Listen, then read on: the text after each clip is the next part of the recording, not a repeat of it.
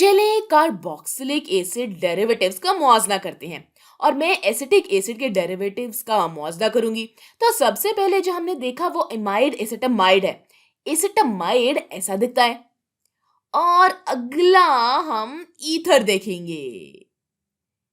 ये methyl acetate है, यहां से लफ्ज मिथाइल आता है और फिर हम इसका मुआवजा एनहाइड्राइड वर्जन से करेंगे।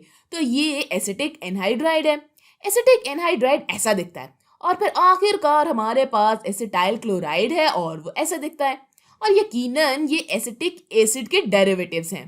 अब देखते हैं कि इनमें से कौन सा ज्यादा स्टेबल और कौन सा कम स्टेबल है। और ये करने के लिए इन मॉलिक्यूल्स के रेजोनेंस स्ट्रक्चर्स के बारे में सोचते हैं।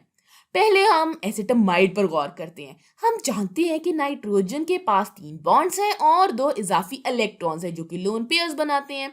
ये हाइड्रोजन से ज्यादा इलेक्ट्रोनेगेटिव है और यकीनन कार्बन से भी ज्यादा इलेक्ट्रोनेगेटिव है।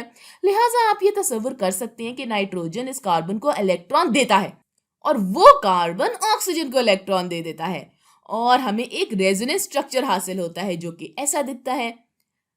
इस ऑक्सीजन ने इलेक्ट्रॉन हासिल किया।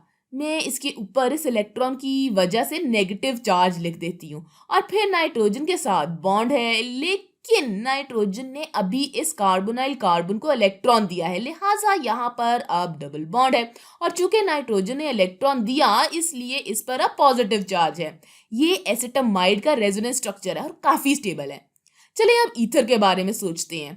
हम यहाँ पर भी तकरीबन वैसा ही करेंगे। तो अगर हम ईथर की बात करें तो यहाँ पर ऑक्सीजन के पास इजाफी 2 लोन पेयर्स हैं। ये इन चीजों से ज्यादा इलेक्ट्रोनेगेटिव है जिनसे ये जुड़ा हुआ है, लिहाजा ये वैसा ही करेगा जैसा नाइट्रोजन ने यहाँ पर किया था। ये इस कार्बन को इलेक्ट्रॉन दे सकता है और फिर ये कार्बन कार्बोनाइल ऑक्सीजन को इलेक्ट्रॉन दे सकता है, लिहाजा इसका रेजोनेंस स्ट्रक्चर ऐसा दिखेगा। ये तकरीबन वैसा ही है जैसा हमने इमाइड्स के साथ देखा। इस ऑक्सीजन ने इलेक्ट्रॉन लिया इसलिए इस पर नेगेटिव चार्ज है। ये ऑक्सीजन के साथ बॉन्ड यहाँ पर अभी भी है, लेकिन इस ऑक्सीजन ने अभी भी एक इलेक्ट्रॉन दे दिया है इसलिए इस पर पॉजिटिव चार्ज आ जाता है। तो ये एक रेजोनेंस स्ट्रक्चर है। लेकिन सवाल ये है कि दोनों में से कौन सा ज्यादा स्टेबल है और इसका जवाब हमें पीरियोडिक टेबल से मिल सकता है। अगर आप नाइट्रोजन और ऑक्सीजन को देखते हैं तो वो यहाँ पर हैं, दोनों ऊपर दाएं जानिब हैं। दोनों ही बहुत इलेक्ट्रोनेगेटिव है, लेकिन ऑक्सीजन ज्यादा इलेक्ट्रोनेगेटिव है। ये नाइट्रोजन की दाएं जानिब है और चूंकि ऑक्सीजन ज्यादा इलेक्ट्रोनेगेटिव है तो ऑक्सीजन नाइट्रोजन के मुकाबले में ज्यादा इलेक्ट्रॉन्स छीनता है, लिहाजा ये रेजोनेंस स्ट्रक्चर एमाइड के मुकाबले में थोड़ा कम स्टेबल है। चलिए अब सोचते हैं कि एनहाइड्राइड के साथ क्या होगा। एनहाइड्राइड में हमारे पास एक बार फिर ऑक्सीजन है, इसके पास इसके इजाफी इलेक्ट्रॉन्स हैं और ये बाकी चीजों से ज्यादा इलेक्ट्रोनेगेटिव हैं। तो इसका मतलब है कि आप यहाँ पर वो कर सकते हैं जो हमने ईथर के साथ किया। ये इस बॉन्ड को इलेक्ट्रॉन डोनेट कर सकता है, यानी अतिया कर सकता है। और अगर ये इस कार्बन को इलेक्ट्रॉन डोनेट करता है तो कार्बन से इलेक्ट्रॉन वापस ऑक्सीजन पर चला जाता है। तो इससे हमें रेजोनेंस स्ट्रक्चर मिलेगा जो कुछ ऐसा दिखेगा। इस पर अब नेगेटिव चार्ज है और इस ऑक्सीजन के साथ डबल बॉन्ड है जिसका दूसरे एसाइल ग्रुप के साथ भी बॉन्ड है। और अब चूंकि इस ऑक्सीजन ने इलेक्ट्रॉन दे दिया था इसलिए इस पर पॉजिटिव चार्ज आ जाता है।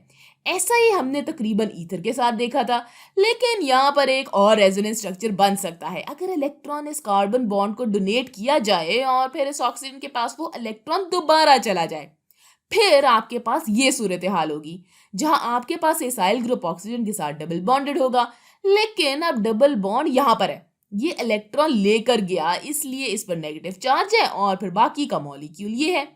तो आपके पास 2 रेजोनेंस स्ट्रक्चर्स हैं। ये पॉजिटिव चार्ज है चूंकि इसने इलेक्ट्रॉन दिया। तो आप कह सकते हैं जितने रेजोनेंस स्ट्रक्चर ज्यादा होंगे इतनी स्टेबिलिटी भी ज्यादा होगी। लेकिन यहाँ पर बात यह है कि दोनों रेजोनेंस स्ट्रक्चर्स एक ही ऑक्सीजन पर मुनस्सर हैं। इन्होंने इस ऑक्सीजन के इलेक्ट्रॉन्स को शेयर किया है।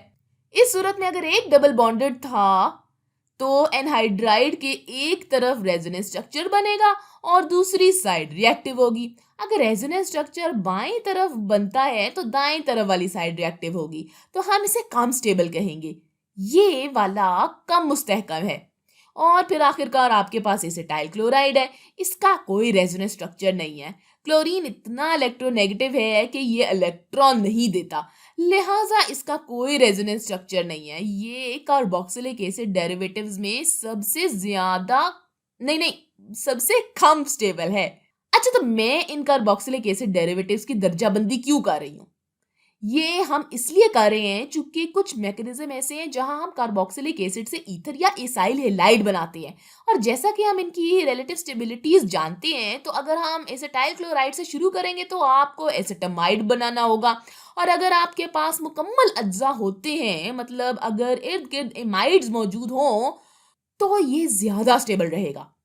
आपको कार्बोक्सिलिक एसिड से एसिटामाइड बनाना है या आप एनहाइड्राइड से भी ईथर बना सकते हैं। यही वजह है कि मैं ये दर्जाबंदी कर रही हूँ। आप बाएं जानिब से दाएं जानिब जा सकते हैं। तो हम अगली वीडियो में कुछ ऐसा ही मैकेनिज्म देखेंगे।